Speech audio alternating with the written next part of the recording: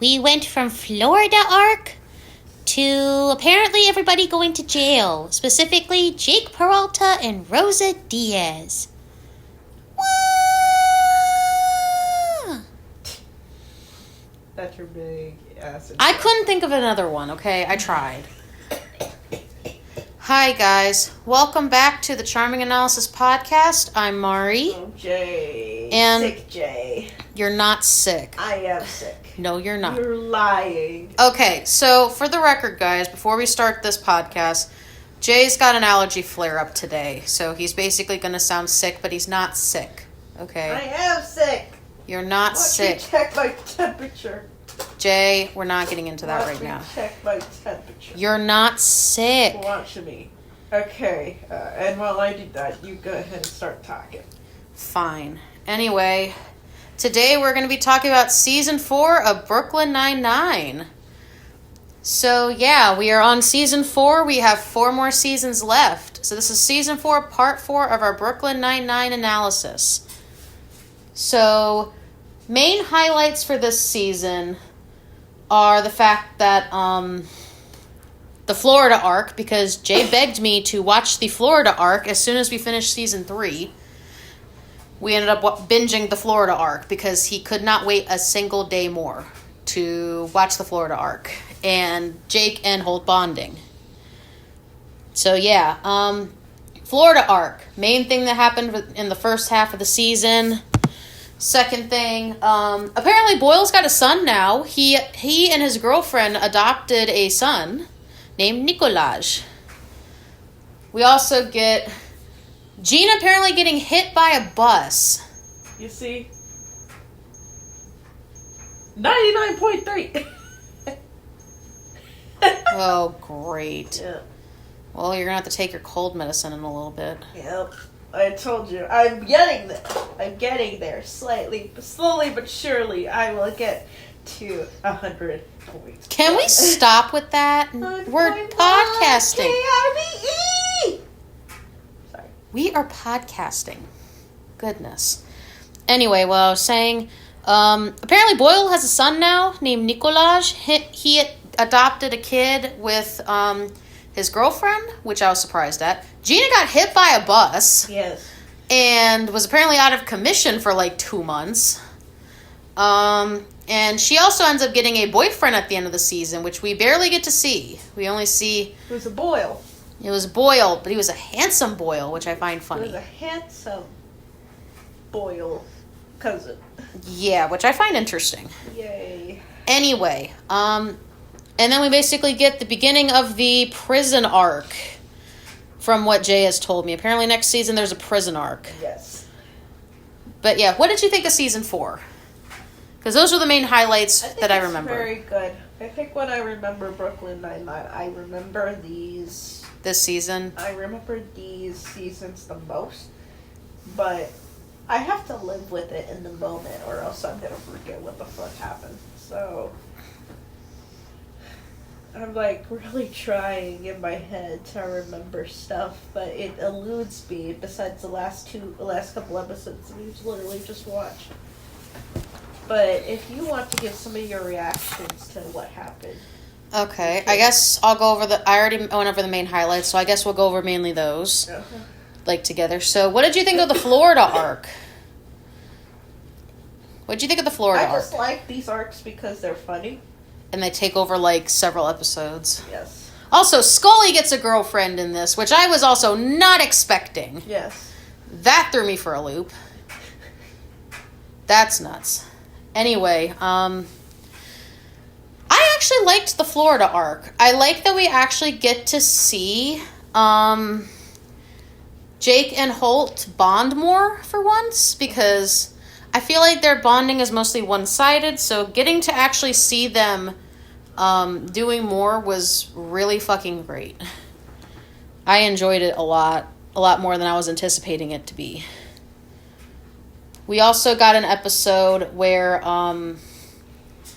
what was it called? Where basically Holt and his husband were mad at each other because they were long distance, And then they came back, started fighting more, and Diaz is like, oh, you got a bone. He got so mad about that. One of the most iconic lines ever came out of that. Yep. And that was probably one of my favorite scenes in the entire... Bone! That's literally one of my favorite, like, parts of season 4. How dare you, Detective Diaz? I am your superior officer! Pancake literally looking at you. I know. She's like... She's laying on, like, our couch. Why are you yelling, Dad? Oh my goodness. But yeah, that was probably my favorite of the clips in the entire 4th season, but it's a very minor plot, so I'm not really going to go too much into it. I thought it was really good. Florida arc was one of the better arcs of the season, and that was like in the earlier season. So what did you think about Boyle getting a... Blush you. Oh, my God. Wait, what'd you say? Excuse Jay for sneezing. Yeah. Like I said before, he's coming down with something. Yeah. Anyway, what did you think of Boyle getting a son? What did you think of that? Because I was not expecting that either. I think it's nice. You like that he's getting a son? Yes. His son is adorable, honestly. Like, his son is adorable. And I'm happy that him and Genevieve are, like, more together and stuff. I wasn't expecting that either. Yeah. And I like that they have a son now. I think it kind of works with Boyle's character. What do you think? Him getting a son? Yeah, I think it does. I think Boyle is dad material. He really is. He's femme dad material. Femme dad. Because he knows how to be one with his, like, feminine side. Yes. And He's a straight man with the femme side, and I love that. Yeah. But yeah, Boyle definitely improved this season. I feel like he really proved himself to be a good character and also a pretty good dad. I was not expecting him to be a dad. That was one thing I was definitely not seeing with the character, but I like that he becomes a dad. It's kind of nice. And I'm happy we get to see him and his son a bit together, which was nice. Another major thing that happened in this season was the fact that Gina got hit by a bus. Yes. And you're thinking, Mari, why is this important? It's one of the most minor scenes ever. Because it literally, it's kind of the start of them not putting Gina in the show as much, from what Jay has told me. Yeah. Apparently this was one of the first attempts at them not having her in the show, which I don't know why. Like, Gina, I've actually started to like Gina a lot more because of this season.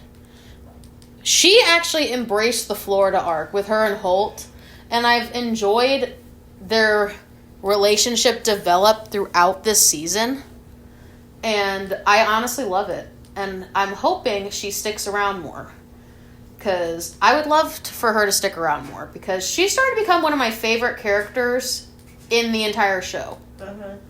Like, Holt and Rosa are both still my favorites, but Gina started to become more of a favorite for me, and I absolutely love it. Her sassiness is, like, the best fucking thing ever.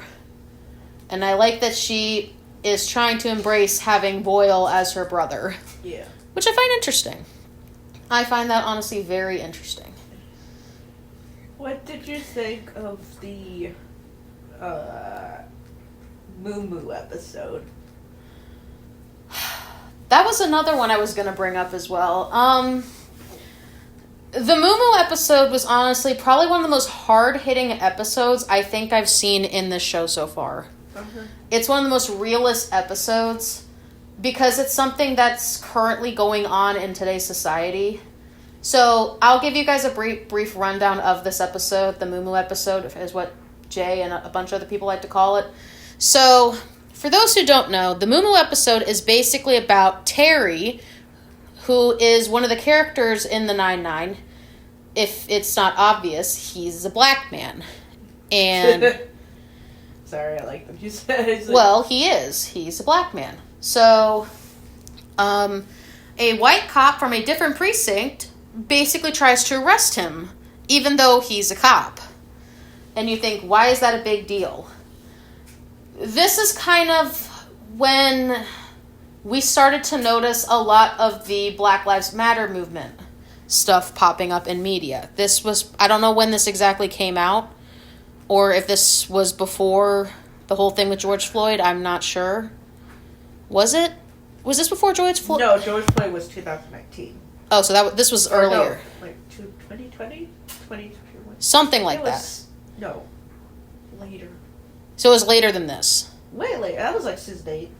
Okay, I'm just asking because you've seen the show more than me, so I'm trying to remember. Yeah. Anyway, this is kind of like the start of like when people started noticing the Black Lives Matter movement stuff starting.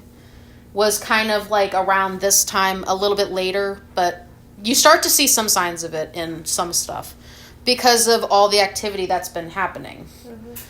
And it has a profound message about Terry trying to make the world safe for his girls because he's got 2 twin girls. Wait, does he have 2 twins and then a third, or what? He has 3 kids. He has 3 kids? Uh-huh. Anyway, so basically he's just trying to be a good cop so that way he can make the world a better place for his girls when they grow up. And I think that is a great message, especially to the people out there who have gotten hurt from cops before or have been wrongfully persecuted. Mm-hmm. This is a very hard-hitting episode, and they did a fantastic job with this episode. I don't really have any words for it. They made it very well, and it's very accurate to what's going on in today's society. I wish this kind of thing in today's society wasn't happening, but unfortunately it is. Yeah. But it's interesting getting to see that kind of perspective coming out in like 2015. So let's hope that we can work toward having Let's also say that this is a very fictionalized show and that does not ground itself on any type of reality. This is the one time it did. But it's not accurate. It's a comedy, first and foremost. So, of course, it's going to have, like, a lighthearted thing happening and stuff like that. But this is one of the first times that they did something very serious. Yes. I will commend it on that. I don't know how well it's aged, per se. I will say, as long as you don't take this show in any form of reality. Because I don't. Whenever an argument is brought up, I'm like, this being propaganda. I don't pose it as anything realistic happening. It's literally a comedy. Happening in an actual fucking show. Happening in real life. It's literally just a comedy. Like... I don't. Because it's really, really fucking silly. Yeah, but so. I almost forgot about the Moo episode. But... Anyway... That was probably one of the most hard-hitting episodes I think I've seen on the show so far. I don't know if they ever go into any more in-depth like this again, or if this was their only attempt at it, but... they do. Which is good. So, I am curious to see where the show goes from here when it comes to hard-hitting stuff like this. I am genuinely curious. Anyway, so that's the Moo episode. And... one of the other things I'm surprised at was the fact that Gina got a boyfriend at the end of this season. I was also not expecting that. I don't really have too much to say on that one, mainly because it was just a small snippet. We don't really get too much of it yet. I don't know if they're going to talk about it next season, or if we only just get to see a one-and-done thing with him. I don't know. And then the final thing I can think of that pretty much like I remember off the course of this season is the episodes we just watched, which was the beginning of the prison arc. Yeah. So what do you think of the beginning of the prison arc? I don't know. It was set up. Well, I know that. Set up but for an episode. I'm just like really trying to like I just find these things funny. That's all I can say. I find it interesting. I will say this though. I did find it interesting that Rosa also went through a bit of character development with this thing, because she actually considers the precinct her family more than her actual family, which is something I didn't expect coming into this show. And I'm happy about that. She's really like grown up a lot in this show, at least since season 1. She's still a mysterious character, but I like that we're starting to kind of unravel the mystery of Rosa Diaz. Do you agree or no? You'll find out more about her in season 5. Hell yeah! Definitely. One of my favorite characters. Hell yeah! Yeah. Holt is definitely another one that I liked his arc in this season as well. Well, his arcs. He did like multiple arcs, but you know what I mean. Anyway, I don't really have too much else to say about season 4. It's a pretty solid season. Is it my favorite season? I think this one and season 3 are probably my favorite so far. What do you think? But I am curious to see what season 5 is going to be doing, because we do plan on starting season 5, but we're going to be waiting like a little bit before we start it, because some new shit came out recently that me and Jay are going to definitely do a podcast on, right, honey? Little sleepyhead. But yeah, do you have anything else to say about season 4 before we rate it? I rate it 7 out of 10. You give it a 7?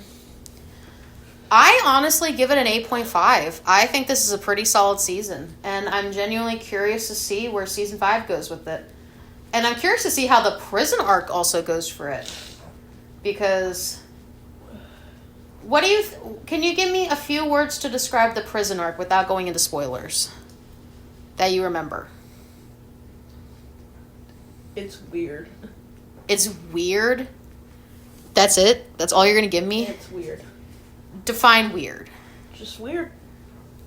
Really? I thought it would have been more heavy hitting. Or something. I don't know. I don't know what to expect with this, so I'm curious to see where this goes from here. But yeah, so we have 4 more seasons left, right? After this one? Alright, we're basically almost done with Brooklyn Nine-Nine. How do you feel about being halfway through? Yeah. You happy about it? Jay's like losing his voice, I'm sorry. He's happy about it. But anyway, I'm gonna leave it here because basically Jay's like done. He's cocked out. But yeah, anyway, thank y'all for watching, and as always, I'm Mari. Jay. And we're out. Bye guys!